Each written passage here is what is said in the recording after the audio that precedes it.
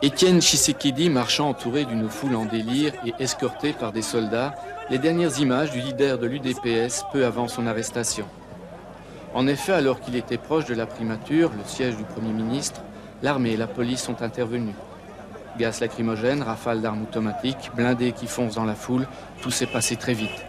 Dans les échauffourées, Étienne Tshisekedi a été appréhendé, sa voiture abîmée. Une violence qui met fin à une journée commencée dans le calme.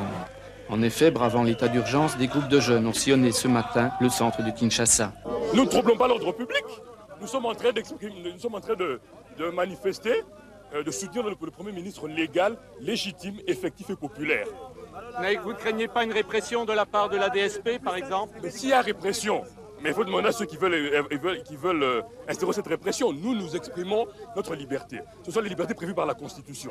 Bien que présentes, l'armée et la gendarmerie, dans un premier temps, ne sont pas intervenus. Mais devant une foule de plus en plus nombreuse, les choses se sont gâtées. Premier jet de grenades lacrymogènes, dont les effets n'ont pas fait pleurer uniquement les manifestants. Pour le moment, les partisans d'Étienne Tshisekedi ne sont pas encore parvenus à atteindre la primature, le bâtiment où réside habituellement le Premier ministre.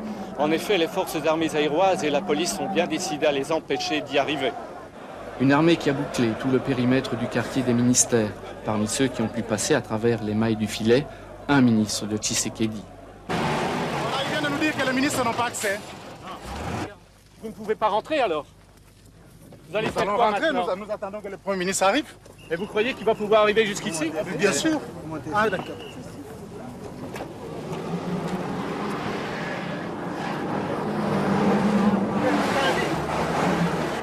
Ici, la charge n'était qu'une intimidation. Mais plus tard, les blindés n'hésiteront pas à foncer dans la foule qui attend son leader. Un Tshisekedi bloqué au milieu de ses partisans par l'armée.